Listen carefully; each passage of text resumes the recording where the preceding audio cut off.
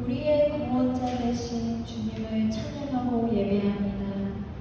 지난 한 주 주님의 은혜 가운데 저희와 함께 하시고 동행하여 주셔서 감사드립니다. 성령님 인도하실 속에 오늘도 참 예배자의 모습으로 주님 앞에 설 수 있게 해주시옵소서. 저희 클락 새생명교회가 주님으로부터 받은 사명을 온전히 감당할 수 있기를 기도드립니다. 예수 그리스도의 이름으로 기도드립니다. 아멘. 할렐루야. 저희 이 시간 찬양 드리는 시간을 갖겠습니다. 첫 곡은 원하고 바라고 기도합니다. 찬양입니다. 주님께 영광 돌리는 시간 갖겠습니다.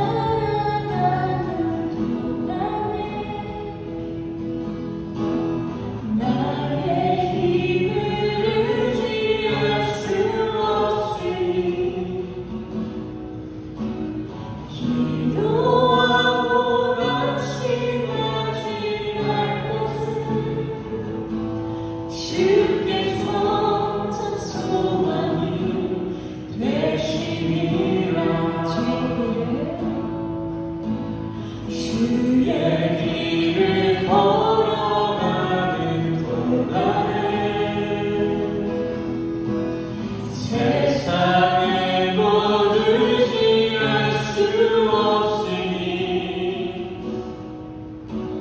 감사하고 낙심하지 말 것은 주께서 참 기쁨이 되시리라. 하나님의 꿈이 나의 기적이 되고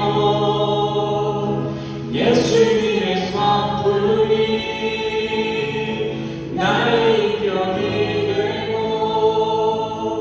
성령님의 권능이 나의 능력이 되길 원하고 바라고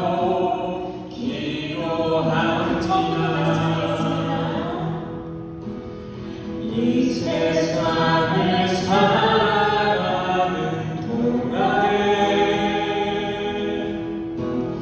나의 길을 의지할 수 없으니 기도하고 낙심하지 말 것은 주께서 찬송하니 되시니라.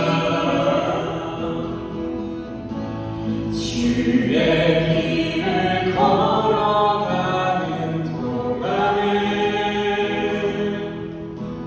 세상에 못 의지할 수 없으니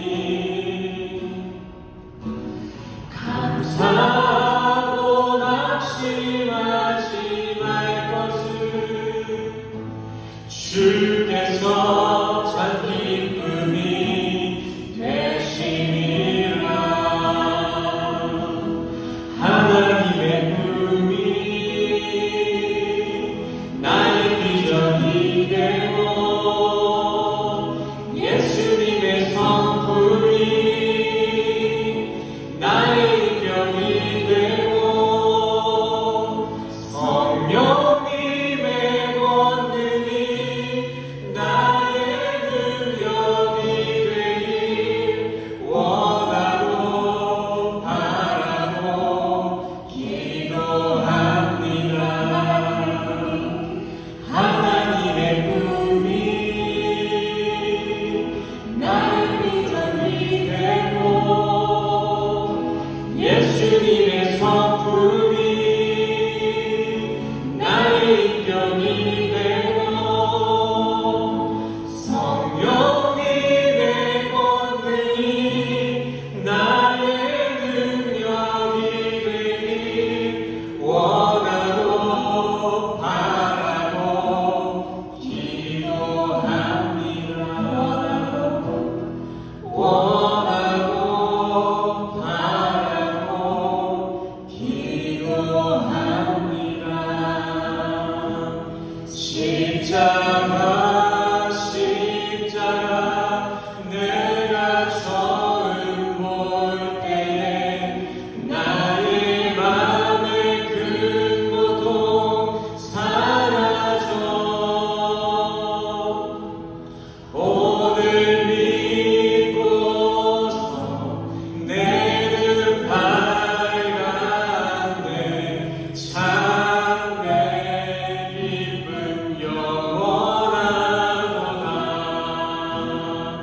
아멘. 다 같이 박수 치면서 만왕이와 찬양했습니다.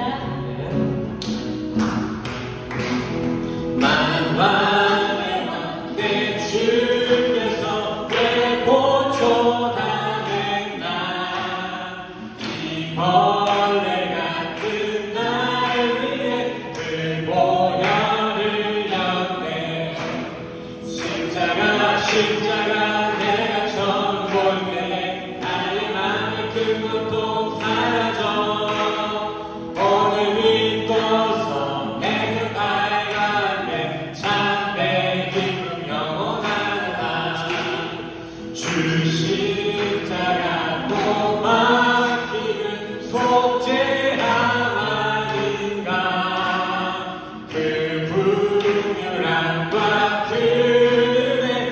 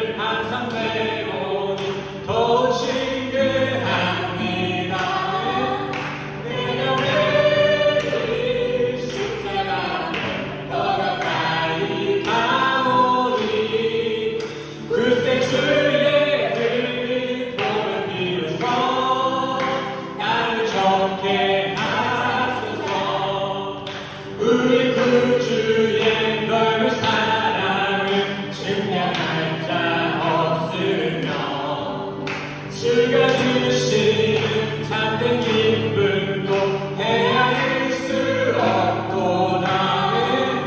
내가 매일 십자가를 더 가까이 가오니 불새 주의 흘린 복을 빌어서 나를 정케 하소서.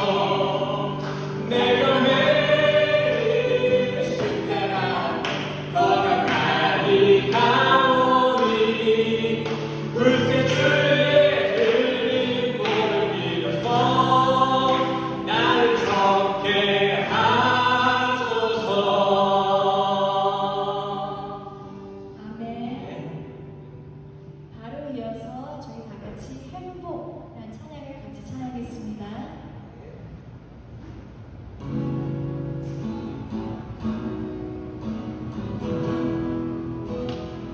화려하지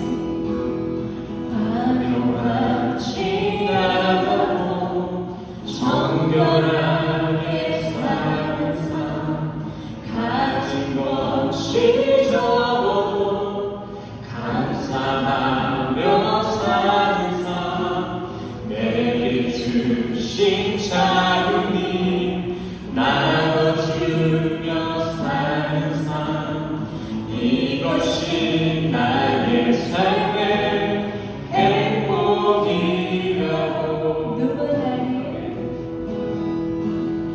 눈물 날 일만치만 기도할 수 있는 것, 억울한 일만이나 주를 위해 참는 것, 비록 짧은 삶 주 뜻대로 사는 것, 이것이 나의 삶의 행복이라고. 이것이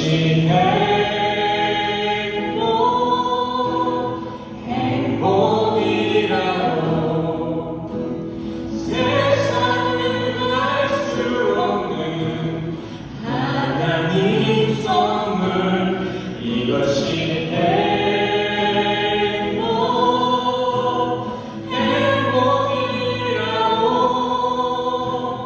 하나님의 자녀로 살아가는 것,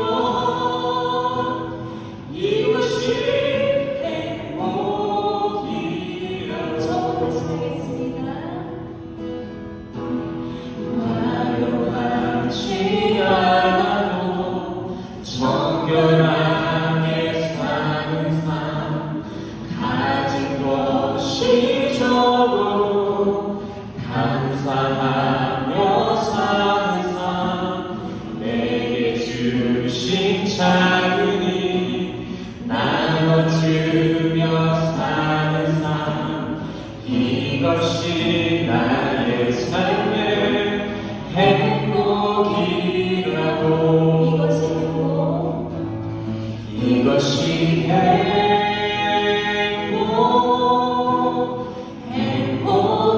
행복이라고.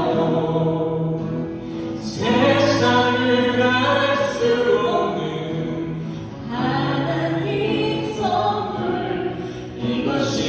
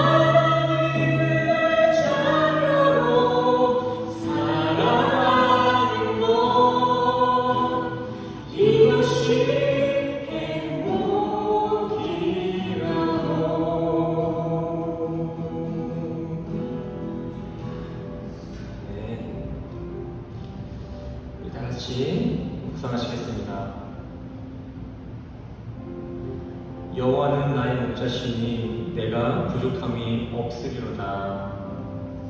그가 나를 푸른 초자에 누이시며 쉴 만한 물가로 인도하시는도다. 내 영혼을 소생시키시고 자기를 위하여 의의 길로 인도하시는도다. 내가 사망의 음침한 골짜기로 다닐지라도 해를 두려워하지 않을 것은 주께서 나와 함께 하심이라. 주의 지팡이와 막대기가 나를 안위하시나이다. 주께서 내 원수의 목전에서 내게 상을 베푸시고 기름으로 내 머리에 바르셨으니 내 잔이 넘치나이다. 나의 평생의 선하심과 인자하심이 정녕 나를 따르리니 내가 여호와의 집에 영원히 거하리로다. 아멘. 우리 시간 다 같이 일어나셔서 사도신경으로 신앙고백을 부르며 나아가시겠습니다. 앞에 나와 있는 PPT 한 구절 한 구절 바라보시면서 함께 사도신경으로 신앙고백을 하시겠습니다. 전능하사 천지를 만드신 하나님 아버지를 내가 믿사오며 그 외아들 우리 주 예수 그리스도를 믿사오니 이는 성경으로 잉태하사 동정녀 마리아에게 하시고 본디오 빌라도에게 고난을 받으사 십자가에 못 박혀 죽으시고 장사한 지 사흘 만에 죽은 자 가운데서 다시 살아나시며 하늘에 오르사 전능하신 하나님 우편에 앉아 계시다가 저리로서 산자와 죽은 자를 심판하러 오시리라. 성령을 믿사오며 거룩한 공예와 성도가 서로 교통하는 것과 죄를 사하여 주시는 것과 몸이 다시 사는 것과 영원히 사는 것을 믿사옵나이다. 아멘. 아멘. 모두 접속해 주세요. 교회 소식입니다. 오늘 교회에 모이신 모든 성도님들을 주님의 이름으로 사랑하고 축복합니다. 새생명교회 주일 예배 시간은 오전 11시입니다. 미리 오셔서 오늘의 말씀을 묵상하시고 기도로 예배를 준비해 주시기 바랍니다. 헌금 시간은 따로 순서에 없으니 예배가 끝나고 돌아가시는 길에 문 앞에 놓여진 헌금함에 헌금해 주시기 바랍니다. 박유 김충렬 성사님의 자제분이신 김진훈 형제님이 아직 행방불명 상태에 있습니다. 이를 위해 중보기도 부탁드립니다. 다음 달 6월 29일 수요일 오전 11시 새생명교회 지방회 가입 감사 예배가 있습니다. 이를 위해 많은 기도와 관심 부탁드립니다. 다음 주 6월 12일 주일 예배는 새생명교회 창립기념 감사 예배로 드려집니다. 교회를 허락하신 주님의 은혜에 감사하는 마음으로 기도하며 예배를 준비해 주시기 바랍니다. 오늘의 말씀은 마태복음 7장 24절에서 27절 말씀입니다.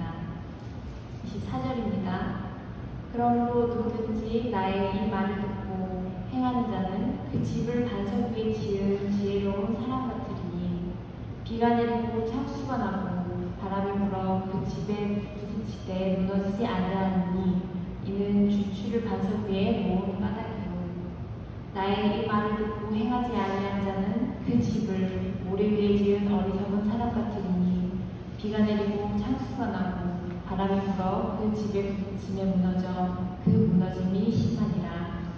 네, 할렐루야. 오늘도 말씀을 찾아 교회에 모이신 우리 성도님들을 주님의 이름으로 환영하고 축복합니다. 우리 옆 사람과 인사할까요? 주님의 이름으로 환영하고 축복합니다. 환영하고 축복합니다. 전체적으로 뒤로 이렇게 쏠리셨네요. 태연 성도랑 까트는 앞으로 좀 와주세요. 앞으로. 좀 앞으로 와주세요. 네. 골고루 퍼져 있어야지. 좋습니다. 지난 시간 우리는 하나님의 뜻에 대해서 함께 교제를 나눴습니다. 하나님의 뜻. 이제 잘 아시겠지만 신앙생활에 있어서 이 하나님의 뜻을 발견해내는 것은 너무나도 중요합니다. 이 하나님의 뜻을 아는 이 아는 암이 우리 신앙생활에 선행되지 않는다면 우리가 행하고 지키는 모든 시간과 형식들을 모두 무의미하게 되는 것입니다. 설령 이 예배까지도 무의미하게 되는 것이죠. 사실상 이 자리 또한 하나님의 뜻을 깨닫지 못하거나 이를 알고자 하는 열심이 없다면 이 예배 시간은 더 이상 하나님이 받으시는 예배가 아닌 종교 행사 형식이 될 뿐입니다. 단지 오늘 주일날 출석만 하는 건 예배의 껍데기만 한 것 같습니다. 말 맞다나 그건 수박 겉핥기와 다를 게 없어요. 이해를 위해서 조금 극단적인 가정은 했지만 냉철하게 말씀드리자면 이것이 팩트입니다. 단순히 오전 1시간 동안 이 자리에 앉아있는 것, 그 행위 자체에는 구원이 없습니다. 예배를 통해 우리가 구원의 진리를 얻을 수 있는 것이지 단순 이 자리에 모인다는 이 사실만으로는 구원을 얻을 수 없다는 것입니다. 주일 출석 체크만으로는 온전한 예배를 드렸다고 할 수 없다고요. 시간을 이렇게 구별하셔서 집에서 쉬셔도 되고요, 어디 놀러 가도 되는데 그래도 시간을 구별해서 이질에 나오신 우리 성도님들의 실천과 순종, 이 참여를 제가 무조건 격화시키려는 것이 아니라 그 열심과 사모함은 이 시간, 이 예배라는 형식에만 머물러 있어서는 안 되는 것이며 하나님의 뜻까지 도달되어야 이 예배는 진정 의미 있는 예배가 된다는 것입니다. 알맹이를 가리고 있는 이 예배 시간을 뜯고 하나님을 만나셔야 이것이 진짜 예배가 된다는 것이죠. 자, 구약시대 히브리인들이 하나님께 드렸던 그 제사의 모습, 성막의 구조를 한번 기억해 보시기 바랍니다. 하나님의 임재가 어디서 어떻게 일어났죠? 어디서 어떻게? 저 밖에서 이방인의 뜰에서 여기 이 바깥 뜰 안에만 들어오면은 그곳에 하나님의 뜻이 있었나요? 하나님의 임재가 있었나요? 그곳에? 그렇지 않습니다. 여기 저 뜰을 지나 저 건물 안에 들어가야 돼요. 근데 이 건물 안에 또 둘로 나눠져 있잖아요. 성소와 지성소.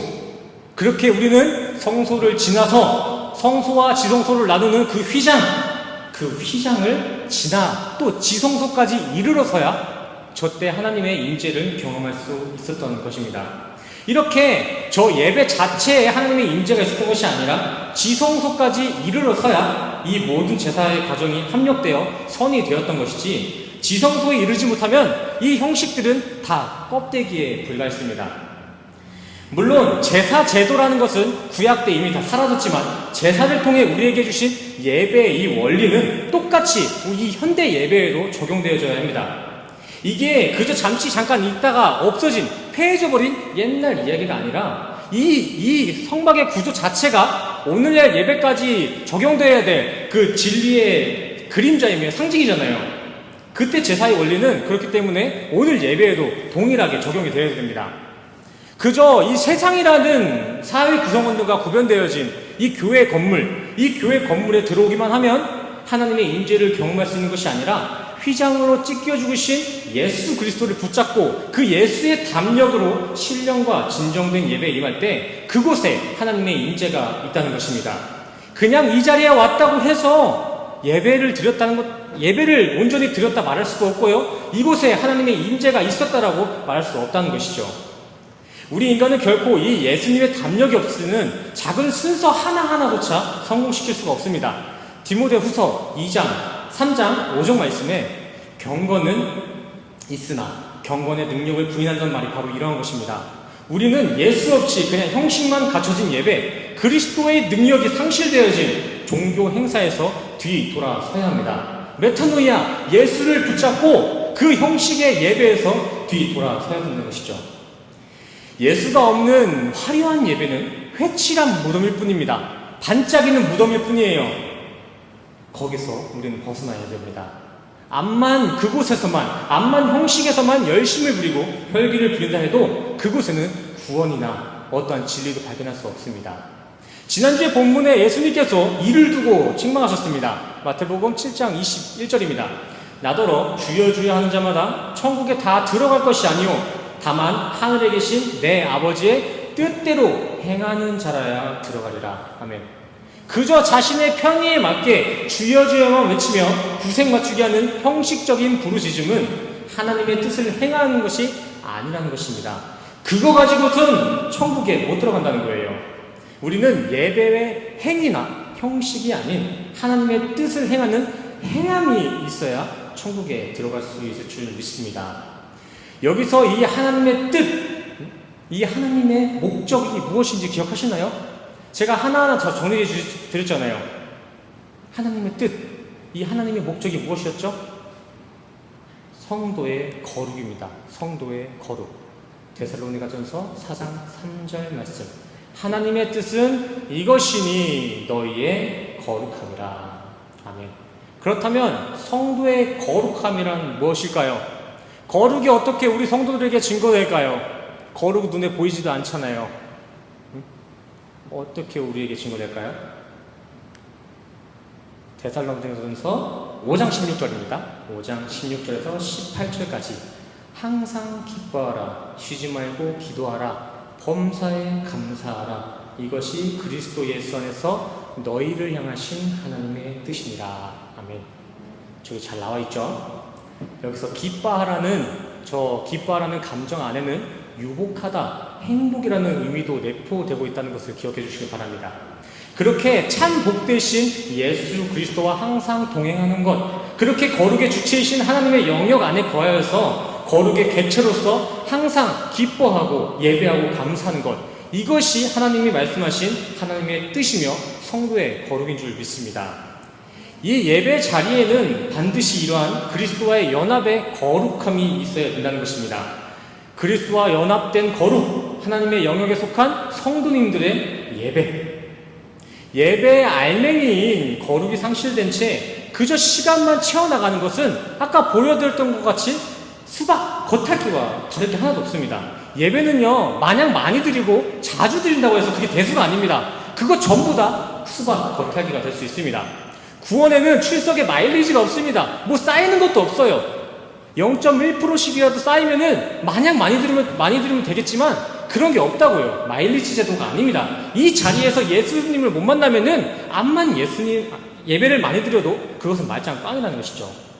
우리 스승교회의 예배는 알맹이신 그리스도의 거룩에까지 이룰 수 있기를 간절히 소원합니다. 지난 본문 22절 한번 보겠습니다. 22절. 이렇게 말씀과 같이 이 자리에서 설령 죽은 자가 일어난다 하도, 병든이들이 치유되는 기적이 일어난다고 해도 그 거룩함, 예수 그리스도가 없으면 말짱 꽝이라는 것입니다. 예수님이 분명하게 책망하시잖아요. 거룩이 없다면 그건 전부 다 불법이다. 내 이름으로 귀신을 쫓을지언정, 내 이름으로 설교를 할지언정 그 안에 예수 그리스도라는 거룩이 없다면 다 불법이다. 내게서 떠나가라. 예수로부터 떨어지는 것과 이 불법은 무엇을 의미합니까? 불법은 멸망의 아들을 설명하는 것이고요. 예수님으로부터 떨어진다는 것은 마태복음 25장 지옥을 의미하고 있는 것입니다. 지옥. 이 안에 예수 그리스도가 없다면 이것도 지옥이 된다는 것이죠. 우리 성도님들의 신앙생활 가운데는 반드시 이 거룩이 먼저 선행되기를 간절히 소원합니다. 어떤 특별한 은사나 화려한 기적 체험이 없을지라도 구원은 이 거룩함 하나, 그거 하나만으로 충분합니다. 부족하지 않아요. 이미 예수님께서 십자가에 올라가서 테틀리스타이 단번에 다 속량하시고 완성해 놓으셨기 때문에 우리는 그 완성해 놓은 그 예수 그리스도의 의만 붙잡으면은 넉넉히 구원받게 되는 것이죠. 우리 지난 시간에 했던 인사를 다시 한번 해보길 원합니다. 예수님과 동행하는 것이 거룩입니다. 우리 옆 사람과 인사하겠습니다. 예수님과 동행함이 거룩입니다. 인사하시면서 이렇게 머릿속에 세워놓으세요. 다시 한번 인사할게요. 그렇게 거룩해진 성도님이 하나님의 뜻입니다. 옆 사람과 인사하세요. 아멘. 아멘. 예수와 연합된 우리 성도님들이 진정 하나님의 뜻이며 그 거룩한 뜻이 우리를 영생에까지 이룰 줄 믿습니다. 예수님은 이렇게 하나님의 뜻에 대해서, 그 거룩에 대해서 강조하시며 산상수훈을 마무리하기 이전에 마지막 비유 한 단을 딱 던져주시는데 그게 바로 오늘 우리가 함께 읽었던 비유의 내용입니다. 함께 다시 한번 보겠습니다. 성경 가지고 계신 분 계시면은 성경을 한번 펴주시겠어요? 마태복음 7장 24절입니다.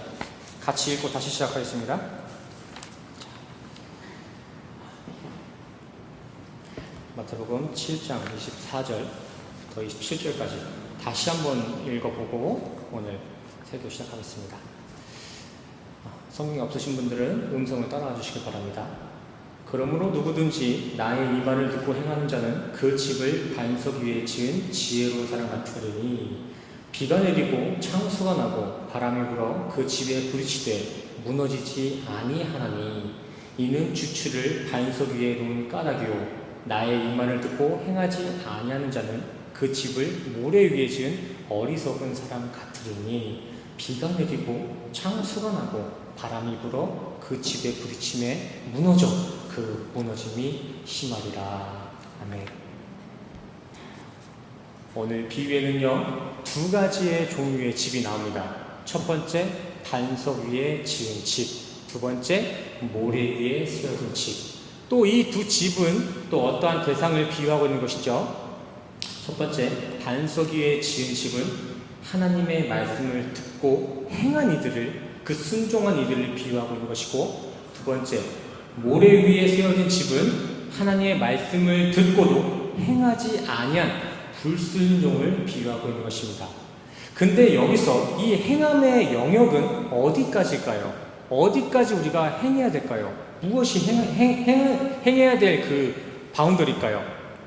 자, 말씀 보시면은 오늘 본문 말씀 들어가시면서 그러므로라는 단어가 나왔을 텐데 이 단어를 보셔서 아실 수 있다시피 그 행함의 기준은요 지난 시간 교제한 하나님의 뜻, 그 거룩함을 시작으로 산상수훈 전체를 그 하나님의 나라와 하나님의 백성의 기준을 가리키고 있는 것입니다. 한마디로 오늘 비유는 예수님의 설교, 산상수훈을 듣고도 행하지 않는 이들, 여전히 세상을 지향하는 이들과 이를 듣고 행하는 자들의 극명한 결과를 보여주고 있는 것입니다. 근데 여기서 행한다는 말이 조금 귀에 걸리지 않으세요? 아닌가요? 귀에 걸리지 않으세요?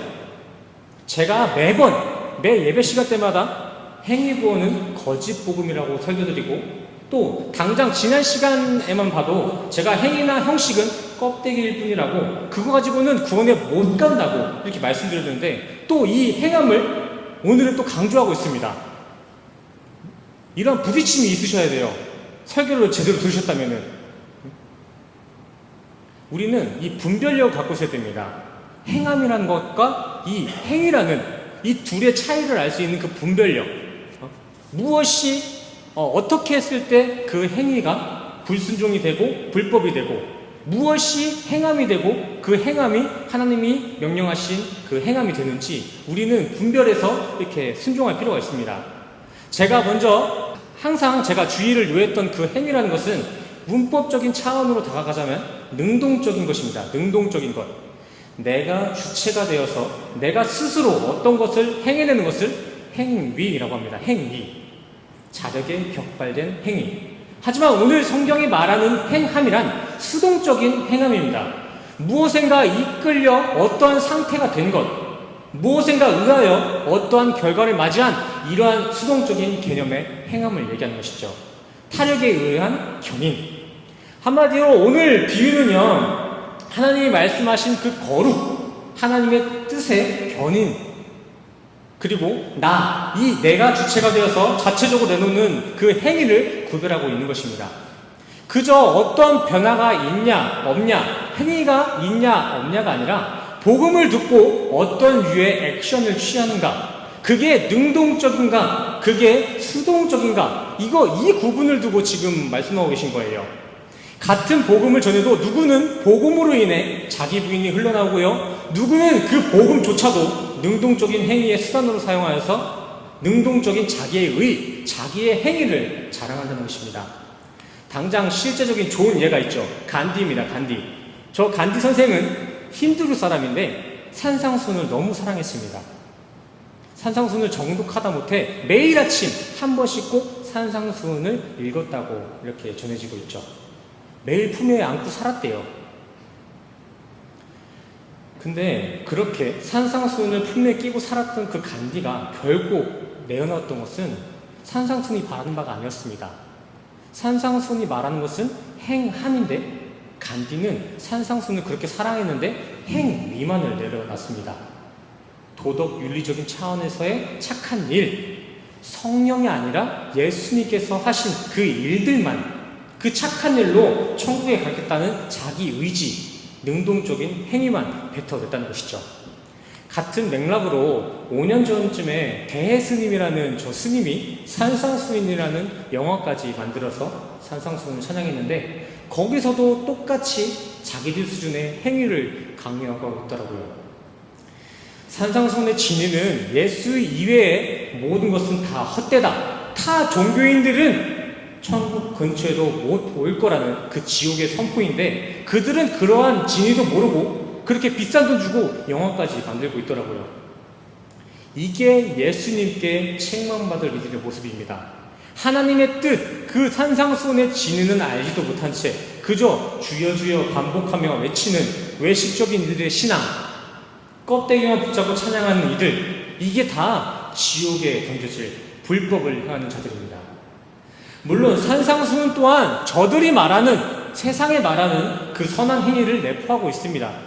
하지만 성경에 목적하는 바는 그 정도 행위가 아니라 완전한 행함, 예수님이 완성하신 그 행함을 얘기하고 있는 거예요. 이 내용을 전제하여 오늘 본문을 다시 한번 살펴보겠습니다. 오늘 구절에선 하나님의 뜻에 의해 행함이 격발될 이들과 행하지 않은 이들이 무엇으로 비유되고 있죠?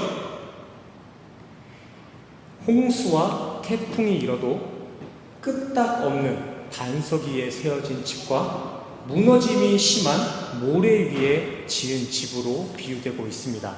그렇다면 여기서 나온 반석과 모래는 무엇을 의미하고 있을까요? 모래는요, 흩어짐과 사라짐, 무너짐을 상징하며 또 반석은 불변의 말씀이며 언약의 믿음을 의미합니다.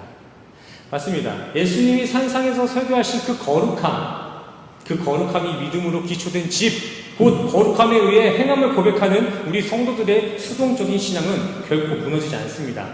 말씀 위에 세워진 신앙인들은 결코 무너지지 않는다는 것이죠. 간혹 세상이라는 태풍에 흔들릴 수는 있습니다.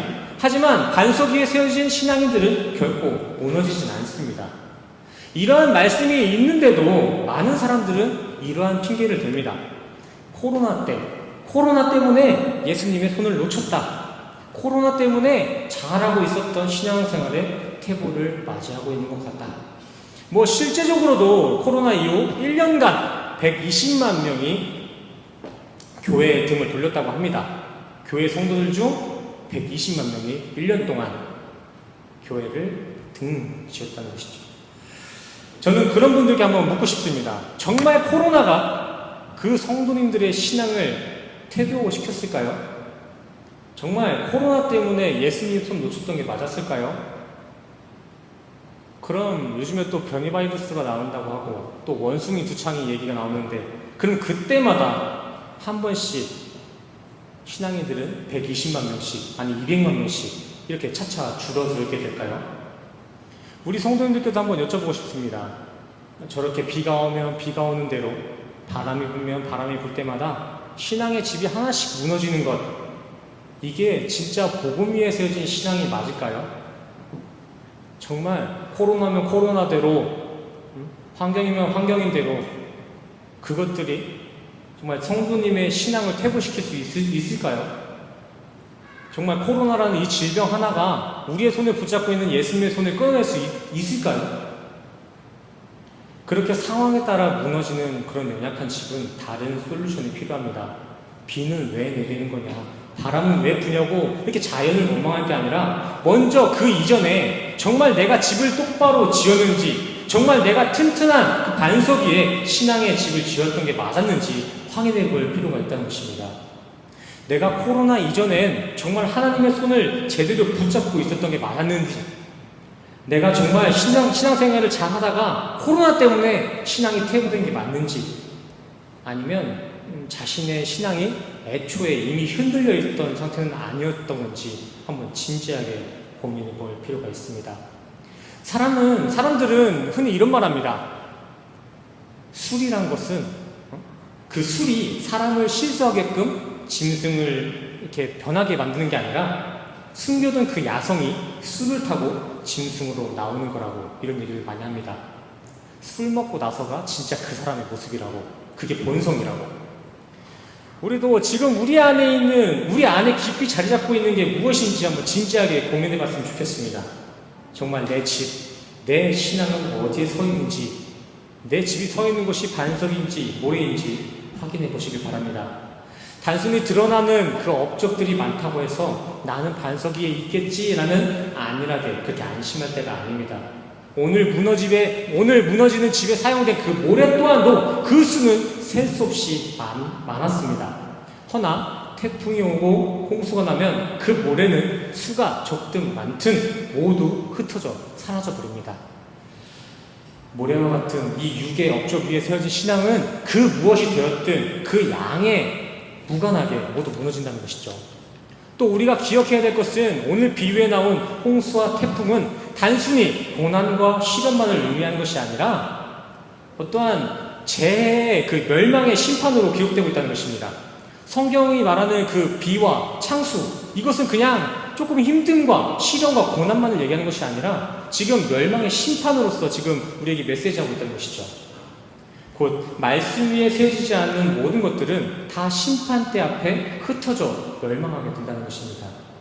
제가 간절히 바라옵기는 우리가 서 있던 곳이 모래임을 깨닫고 곧장 반석으로 신앙의 이주가 일어났으면 좋겠습니다. 지금 이 시간 이 자리에 모이신 우리 성도님들 모두가 이전 모래에서 벗어나 다시 믿음의 터로부터 재건축의 회복이 일어나길 소원합니다. 정말 저 심판대 앞에서도 무너지지 않는 든든한 반석 위의 신앙이 우리 성도님들의 집이 되기를 간절히 소원합니다.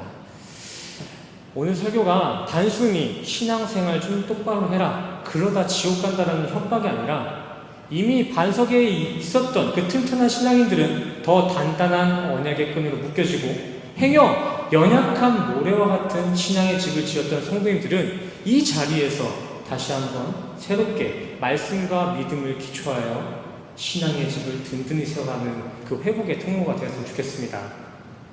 허나 철저히 주님의 은혜에 기생하는 이러한 수동적인 신앙인의 모습은 남들이 기대하는 세상이 말하는 거룩한 모습이 아닐 수는 있습니다. 또한 철저히 주님의 행함에 의존하는 수동적인 교회의 모습은요, 타 종교의 모습과 같이 화려하지 않을 수도 있습니다. 하지만 진짜 참 거룩의 의미는 하나님의 은혜에 기생하는 것을 의미하며 구원 또한 어떤 외형의 모습이나 화려한 피지컬이 아닌 오직 하나님의 인도하심만을 받고 순종하는 그 수동적인 교회에게 주어지는 것입니다. 이미 앞전에 경배와 찬양에 드렸던 행복이라는 찬양의 가사와 같이 비록 내 인생이 그리 화려하진 않아도 정결한 그 주님과 함께 사는 것, 그것이 행복이고요. 그 행복에 기생할 때 그것이 반석 위에 든든한 집을 세우는 참 행함의 증거일 수 있습니다.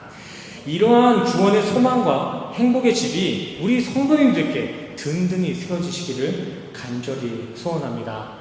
우리 마지막으로 함께 고백하고 설교를 마무리하겠습니다. 제 말을 따라해 주세요. 하나님의 자녀로 사는 것이 참 행복입니다. 다시 한번 고백할까요? 하나님의 자녀로 사는 것이 참 행복입니다. 하나 더 할게요. 그 행복이 진짜 행함입니다. 아멘. 그 행함이 우리 성도님들의 있기를 간절히 소원합니다. 기도하시겠습니다. 주님, 이 시간 무엇이 진정 하나님이 바라시는 행함이며 무엇이 진정 심판대 앞에 무너지지 않은 신앙인지에 대해 다시 한번 배우고 깨닫게 됩니다. 온전히 주님의 은혜에 기생하는 것이 주님이 바라시는 행함이며 믿음의 말씀 위에 세워진 신앙만이 심판대 앞에서도 무너지지 않는 든든한 초소인 줄 믿사오니 우리 성도들의 신앙의 초소 또한 그런 하나님의 은혜에 입각한 수동적인 행함과 반석 위의 집으로 인도하여 주시옵소서. 이 시간 주어진 물질 또한 이 시간 또한 하나님의 은혜임을 고백하며 물질과 헌신으로 봉헌함이 드리습니다. 드려지는 봉헌의 크기나 양이 아닌 드려지는 그들의 마음의 중심을 관찰하시고 주님의 이름으로 그들의 봉헌에 보응하여 주시옵소서.